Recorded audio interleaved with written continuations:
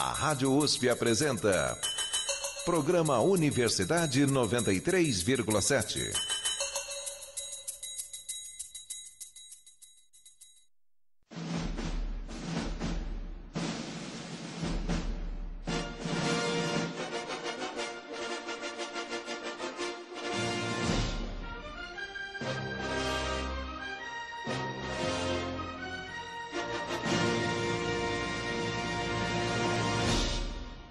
Bom dia, ouvintes da Universidade 93,7. Meu nome é Mel Pinheiro. E eu sou Regina Santana. É sempre um prazer ter a sua companhia.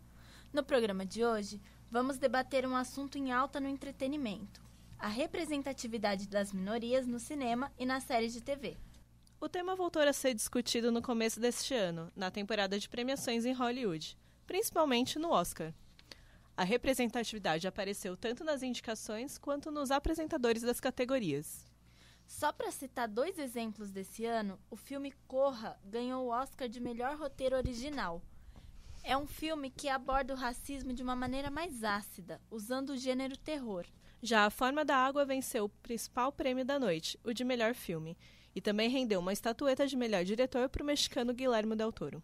Em 2018, a Academia resolveu levar a sério as demandas do público e dos próprios artistas, principalmente após o polêmico movimento Oscar So White, em 2016, que criticava a ausência de atores negros nas principais indicações. Mais recentemente, foi o movimento Time's Up que ganhou as atenções no tapete vermelho, depois dos escândalos de assédio em Hollywood. Mas por que é importante retratar minorias e dar visibilidade para produções feitas por essas pessoas? Nós estamos indo pelo caminho certo ou há muito que avançar? A repórter Amanda Panteri foi ao cinema perguntar a opinião das pessoas sobre esse assunto.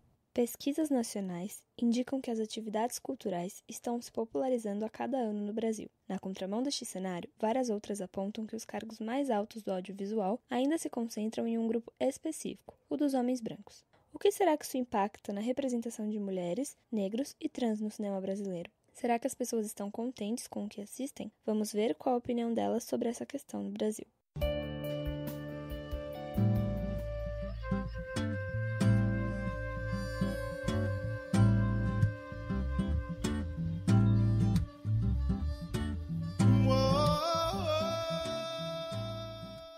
Em abril do ano passado, a Federação do Comércio do Estado do Rio de Janeiro, a FEComércio, divulgou um estudo nacional sobre o costume cultural dos brasileiros. No geral, houve um aumento de 3% nas atividades frequentadas em comparação a 2015. O cinema, a atração preferida dos entrevistados, teve o maior aumento de público, 17% a mais desde a primeira pesquisa, realizada em 2007. Ao todo, 34% das pessoas gostavam de assistir filmes nas telonas. Mas será que a popularização do cinema também contribuiu para uma maior igualdade nos cargos do audiovisual e até na representação dos filmes? Não é o que o último estudo da Ancine defende. Nele, foram analisados 142 longas lançados no Brasil em 2016. Os números desanimam. 78,2% dos cargos de diretor eram de homens brancos. 80% dos filmes eram da região sudeste do país. 66,9% dos roteiristas também eram homens brancos. Não houve nenhuma diretora ou roteirista mulher negra nos lançados do ano. E o mais alarmante, de 97 filmes analisados, o percentual de atores negros era de 13,4%,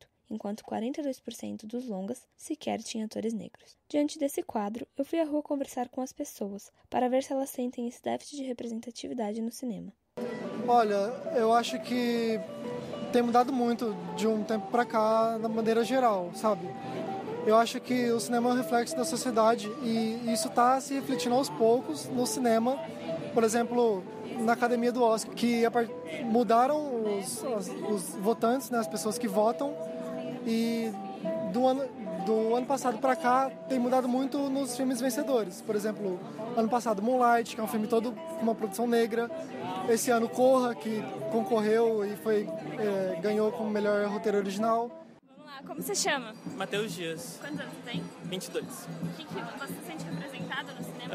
Não muito. Ainda mais porque se juntar as duas coisas, tipo, LGBT e negros, tipo, não tem muita representatividade. Você pega um Netflix da vida, você vai na parte, sei lá, tipo, LGBT, você encontra muitos, assim, e aí, tipo, você não se vê, tipo, eu pelo menos não me vejo como negro nesses romances, sabe? Porque, tipo, sempre quando a gente está representado é tipo uma coisa bem estereotipada.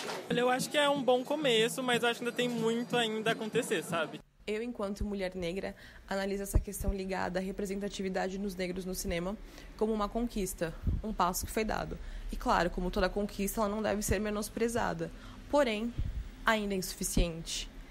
Porque nós já deveríamos ter esse espaço. E quando você vai analisar outros filmes que também falam, de alguma forma, sobre a vida de pessoas negras, eles sempre acabam caindo em alguns estereótipos.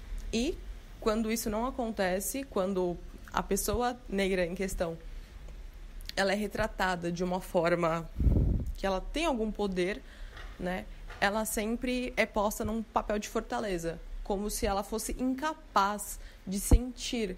A percepção dos espectadores mostrou que o panorama da representação no cinema pode estar mudando. O que foi enxergado por alguns como uma conquista, para outros não passou de uma redenção atrasada do audiovisual. Contudo, a maioria ainda concorda que estereótipos ainda são frequentes e que devemos tomar cuidado com eles. E você, o que pensa sobre o assunto? De São Paulo, Amanda Panteri.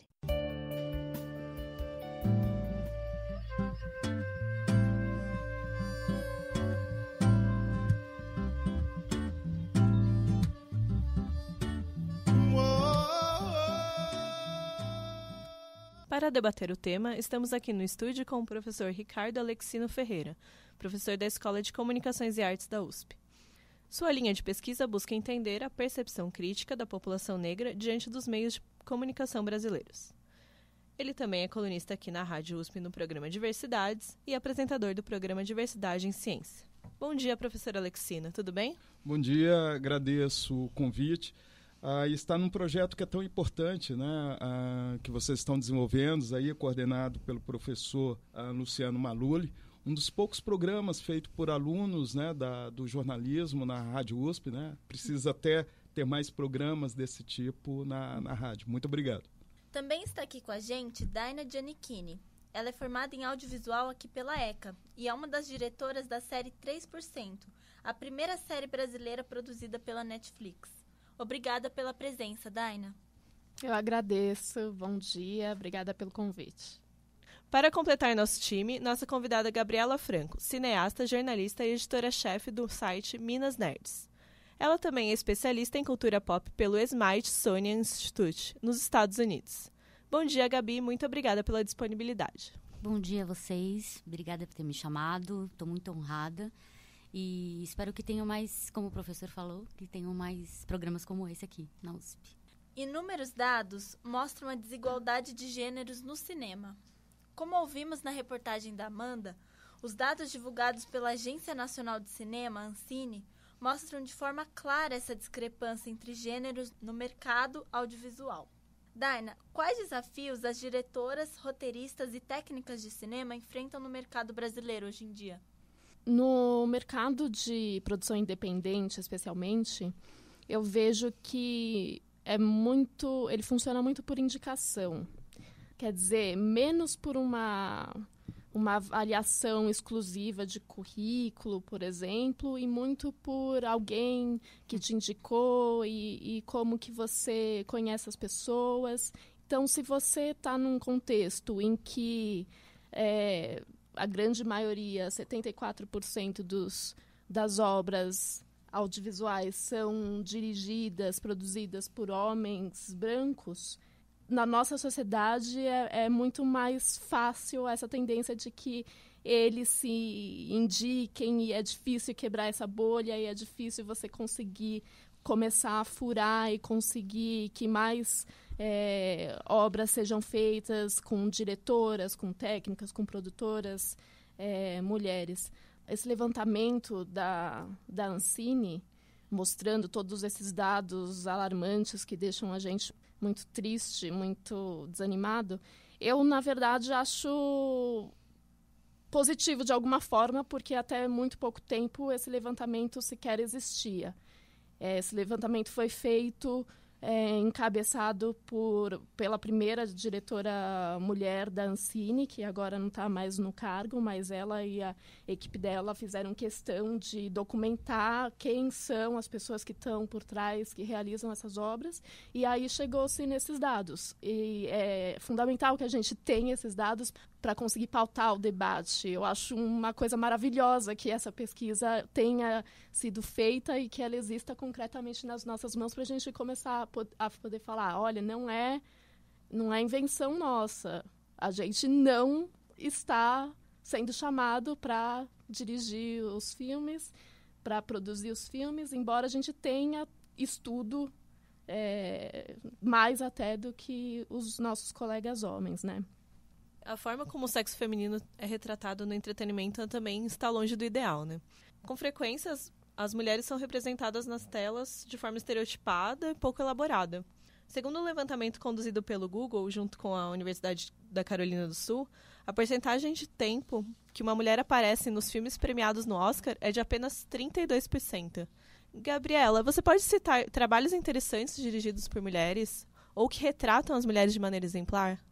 Tem muita coisa legal. A gente pode citar pelo grande marco do ano passado, que foi Patty Jenkins, com Mulher Maravilha, por exemplo. Na verdade, ela não retrata uma mulher comum, né?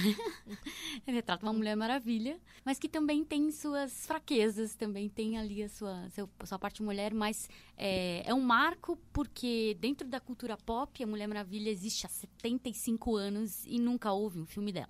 O único live action que a gente tem da Mulher Maravilha é dos anos 70, a época da série da Linda Carter.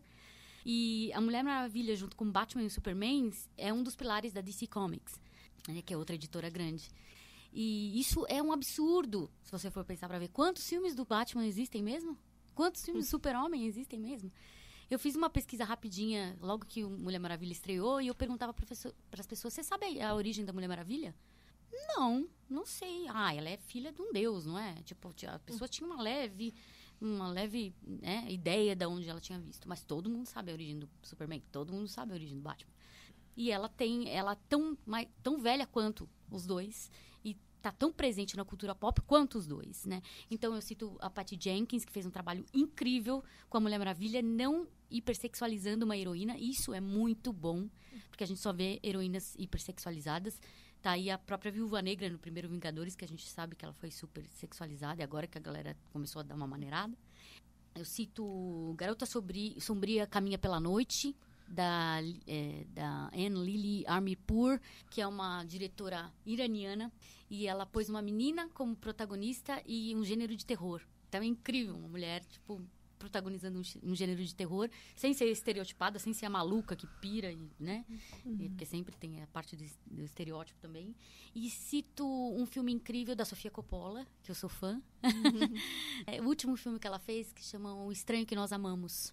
Também é incrível, que retrata várias mulheres de personalidades completamente diferentes, posturas completamente diferentes. Mas existem muito mais aí, para brasileiras, inclusive. Agora essa pergunta é aberta, os três podem responder, mas eu peço que a gente comece com o professor Alexino, que ainda não falou. O que é preciso fazer para que a gente melhore esse cenário, né? Nós falamos do mercado audiovisual, que tem essa discrepância de gêneros, das mulheres que estão sendo retratadas ainda de uma forma estereotipada, ainda que tenham esses bons exemplos que você citou, mas o que é preciso fazer para que a gente melhore esse cenário? Muitas vezes a gente acha que simplesmente ter personagens negros ou ter personagens mulheres, que isso é suficiente. A grande questão que a gente coloca é como esses personagens são abordados, eles são tratados, em qual escopo ideológico eles estão envolvidos, né? Então, eu praticamente, eu não me entusiasmo muito de ver, olha, tem uma grande quantidade de mulheres em determinado filme, tem uma grande quantidade de negros, ou tem uma grande quantidade de indivíduos LGBTs numa produção. O que mais me chama a atenção é como esses elementos eles são tratados. E isso a gente pode até trazer para o dia a dia, né? Então, por exemplo, em São Paulo nós temos um vereador, que é o Holiday.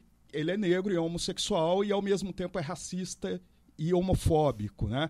Nós temos hoje a presidente do STF, que é a Carmen Lúcia, e você pergunta o que existe do feminino o que existe de uma mudança de paradigma dentro daquilo ali, e você não encontra. Inclusive, um ambiente que aprova e concorda que mulheres grávidas possam trabalhar em ambientes insalubres. Então, assim, como uma mulher, né, dentro de presidindo talvez um dos espaços mais representativos, né, mais importantes dentro da República, pode ter uma posição dessa. Eu concordo com o professor em tudo, né? Assino embaixo. E representatividade não é cota. Não é porque tem 100% do elenco negro que eles vão ser bem retratados. Ou filmes com protagonistas mulheres existem milhares, mas boas protagonistas e representativas, de fato, que representem a diversidade da mulher, né? Que nós somos totalmente diferentes umas das outras, pensamos de modo diferente, agimos de modo diferente. Ter essas nuances dentro de filmes e retratados no cinema é muito importante. A arte reflete a sociedade e isso é muito importante. Então, cota não serve. Eles precisam realmente ser trabalhados. Concordo muito com o que vocês falaram. É importante a gente manter vivo o espírito crítico, não se contentar com as aparências, não se contentar com números de quantas pessoas negras, de quantas mulheres, de quantos LGBTs estão ali na tela. Por outro lado, eu acho que a gente não pode não comemorar exatamente a quantidade de pessoas representadas nesses lugares, porque exatamente como você falou, nós somos múltiplos. O que eu mais tenho vontade é de ver múltiplos personagens, mocinhos e vilões, mentores e aprendizes, e de todos os tipos e com todos os tipos de fraquezas e de qualidades, exatamente para a gente também fugir de estereótipos e também poder ampliar as possibilidades de como se ver representado na tela. Senão você troca um estereótipo por outro. Exato. Simples, né? Você não pode também querer só mulheres fortes, endeusar. Né? Você não pode também só bater numa tecla de perfeccionismo, de que esses personagens não podem ter defeitos. A gente precisa ter defeitos para enxergar esses defeitos, para enxergar caminhos de mudar, de melhorar. Sim. Vocês acreditam que os nossos hábitos de consumo influenciam as produtoras a criarem filmes com maior ou menor diversidade? Daina? Eu acho que conta. Eu acho que tanto conta que é só por isso que aconteceu o Mulher Maravilha e aconteceu o Pantera Negra. Quer dizer, dá dinheiro. Hoje, agora, isso dá dinheiro. E acho que é por isso que essas produções começaram a ser feitas, né? Mas, assim, ao assistir aquilo dali, eu fiquei muito chocado, porque você tem um filme em que, aparentemente, a Mulher Maravilha ela seria a heroína do filme, e quando você vai ver no contexto, é um homem branco que a conduz o tempo todo. Ela está numa ilha para mulheres, ela é uma personagem também mitológica, né? Porque a mãe dela acaba modelando ela do barro e Zeus dá a vida a ela. E ela vive numa ilha só de mulheres. No primeiro momento, quando eu vi as primeiras críticas do filme, muito positivas, eu falei, nossa, eu acho que eles vão trazer talvez Safo. A Safo, ela vivia na sociedade grega, que era os grandes protagonistas daquele espaço ali eram os homens livres. E ela vai desenvolver a poesia. Ela cria uma escola só para mulheres dentro de um ambiente totalmente patriarcal. Então, assim, eu achei que Mulher Maravilha iria trazer esse processo. Essa ilha de mulheres seria trabalhando a questão da arte, trabalhando uma série de outros elementos. E, de repente, o que eu vejo é um quartel. O único discurso que tem ali das mulheres naquela ilha é lutar. Elas são soldados, né? Então, assim, inclusive eu como homem, eu via aquilo dali, eu falava, nem no mundo masculino aquilo dali pode acontecer. Pessoas que pensam o tempo todo na guerra. E a Mulher Maravilha, como personagem, eu achei uma afronta a conquista das mulheres feministas, né? Quando você pega o feminismo histórico, o feminismo interseccional, as mulheres negras dentro do feminismo, ela me pareceu o discurso da Mulher Maravilha como o discurso das misses dos anos 70, que perguntavam para ela: o que você deseja? Salvar as criancinhas, a paz mundial, e só faltou falar que o livro dela era O Pequeno Príncipe, porque ela demonstra uma ingenuidade muito grande, que atenta contra a inteligência das próprias mulheres, né? E me chocou mais ainda ver que as mulheres diziam que a Mulher Maravilha é uma representação delas. Se ela não é negra, se ela não é indígena, se ela tem um corpo inatingível, ela inclusive usa um tipo de roupa que é copete, que, na verdade, as mulheres levaram séculos para se libertar disso, né? Aquela coisa apertada, né? A personagem, ela toma uma posição ali no primeiro momento em relação à Alemanha. É o homem branco que fala com ela: opa, não é bem assim. Esse homem branco que vai conduzindo ela, que ela não sabe nem o que está acontecendo no mundo. E ele que é o grande herói. E ela termina o filme como qualquer outra mulher, lamentando o amado que morreu. Sem dúvida alguma, eu não estou querendo zombar de quem gostou do Mulher Maravilha. Não é isso, é uma posição muito pessoal minha. Estou querendo problematizar essa situação. E em relação aos Panteras Negras, né, eu também fiquei meio chocado. E eu achei também uma grande bobagem o filme. É um filme que parece que é uma inversão de papéis, né? Então você tem lá um dos personagens, ele é colocado como herói, e o vilão, ele justamente que foi abandonado, nasceu órfão nos Estados Unidos. A ideia dele é pegar esse metal e dividir com todos os negros que sofrem racismo, e ele é considerado vilão. Então, assim, que discurso é esse? Primeiro, os dois filmes trabalham um discurso de guerra. Aquela coisa, para conseguir a paz você precisa da guerra. É o discurso norte-americano. Depois, um filme que tem frases de efeito dentro do filme, falando sobre a questão do racismo, mas que também acabam não colando muito, né?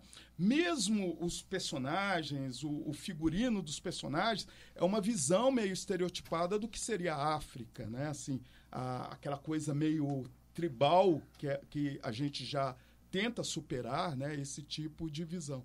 Então, eu penso que as duas produções que foram colocadas como sendo filmes representativos, eu acho que é um grande equívoco, né? Como a própria Gabriela até disse, né? Tem produções, né, que são muito importantes, tratando da questão da mulher e tratando também a questão dos negros. Eu acho que o negro brasileiro pode assistir aquele filme, não sei por que criou tanta empatia naquele filme. É um filme, para mim, carregado de ideologia norte-americana, né? Não tem nada a ver com a nossa realidade, é uma inversão de valores ali, né? O filme, essa cidade está dentro, esse país ou cidade, não fica muito bem definido, está dentro do continente africano e os outros países próximos ali. Gabriela, você quer responder? Eu acho que esse sistema se retroalimenta, né? A mídia influencia o povo influencia a mídia, né? E eu acho que sim, influencia muito o nosso hábito de consumo, principalmente em filmes que são visivelmente comerciais, como os filmes de quadrinhos. E sim, eu concordo com o professor de que eles eles têm um discurso norte-americano porque eles são norte-americanos. Né? Então, obviamente que eles vão representar o discurso norte-americano. A gente tem que lembrar que os dois filmes são filmes baseados em histórias em quadrinhos. Porque se eles saírem completamente da origem da Mulher Maravilha, os fãs vão no cinema e vão falar: esse filme não é da Mulher Maravilha. O Steve Trevor, ele faz parte da história da Mulher Maravilha. Não tem como. E o Steve Trevor é o elo da humanidade com Temícera. Então, assim, ele é o único ser humano que ela conheceu fora de Temícera. Então, óbvio que ele guiou a Mulher Maravilha dentro da humanidade. Ela não tinha referência. Ela andava por Londres, por exemplo, falando: ai, que demais isso aqui e tal. Por que eu tenho que me cobrir? E os caras cantando ela. Porque ele falava: não é assim que funciona. E tal. Ela era uma sociedade amazonas. E as amazonas existiram. Né? E elas eram mulheres guerreiras, elas guerreavam e cuidavam da tribo dela. E ela foi criada dentro daquela sociedade, ela não tinha ideia de que a humanidade era aqui. Então, a Mulher Maravilha é ingênua. Ela é ingênua, ela não sabe que a humanidade é daquele jeito. Ela não sabe que tudo aquilo aconteceu. E aí depois ela cai em si. Ela tinha uma visão muito preto no branco de como era. E quando ela vem pro mundo, ela percebe que as coisas não são bem assim, né? Que existem uns nuances aí. Então, acho que nisso a Mulher Maravilha representou a mulher. E fora que existiu toda essa coisa de ela ser um ícone dos quadrinhos e no imaginário coletivo, como os meninos olham e veem o Super-Homem desde criança e identificam o S, as meninas também olhavam para a Mulher Maravilha e falavam, caramba, ela é uma heroína, eu consigo me identificar nela. Então, isso foi criado no imaginário coletivo como representativo. Não que ela represente todas as mulheres, não representa. Tem muita mulher que olhou aquilo e falou, não, isso não tem nada a ver comigo, eu sou da paz, sou hippie, sei lá, não quero saber de guerra, não quero, né? Outra coisa. Mas representou em termos de ícone pop. Ouvindo você descrever o filme assim, eu fiquei imaginando como seria maravilhoso se ela, na verdade, vivesse numa tribo só de homens, ela tivesse sido criada por homens e quem resgatasse ela e apresentasse o mundo fosse uma mulher.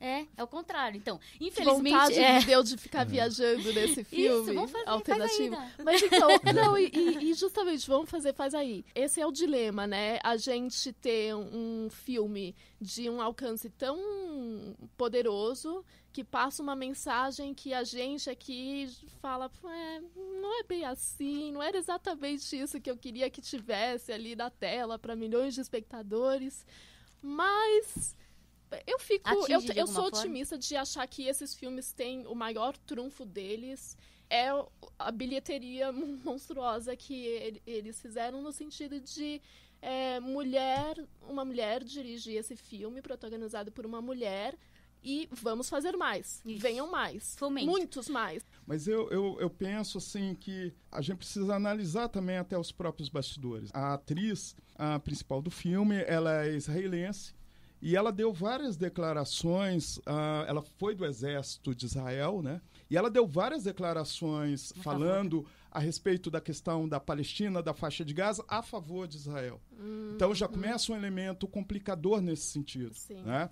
E um outro fato também, que aí eu acho que o movimento feminista teria que ter se posicionado, é que depois que foi feito o filme, precisou retomar algumas cenas de ação. Ela estava grávida, a atriz, e ela retoma pulando e tudo mais, grávida, né? Correndo o risco de perder o seu bebê. Então, assim, como não se fala sobre isso? A atriz que representa a personagem principal defendendo o massacre que os palestinos estão sofrendo. Nós criticamos bastante a Gal Gadot, pelo menos no Minas Nerds a gente criticou bastante a Gal Gadot, só que a gente não tem poder sobre isso, mas nós criticamos, né? E infelizmente é um fato, ela é sionista, então uma posição complicada de você ter. E por isso que eu falo, nós temos que pensar no ícone da Mulher Maravilha. Infelizmente, existem, por exemplo, aí, Animais Fantásticos, por exemplo, que é protagonizado pelo Johnny Depp, que é um agressor de mulheres. Esta foi a primeira parte do nosso programa de debate sobre representatividade no cinema. Esperamos que você tenha gostado. Estiveram aqui conosco Daina Giannichini, uma das diretoras da série 3%, Gabriela Franco, editora-chefe do site Minas Nerds, e professor Ricardo Alexino Ferreira, da ECA USP. Participaram do programa, na coordenação, Carolina Marins, na produção, Isabela Galante, locução, Mel Pinheiro e Regina Santana, reportagem, Carla Garcia, Amanda Panteri e Catarina Ferreira. Ouça a segunda parte na próxima semana. A gente finaliza o programa de hoje com a música tema da série 3%, composta por André Memari.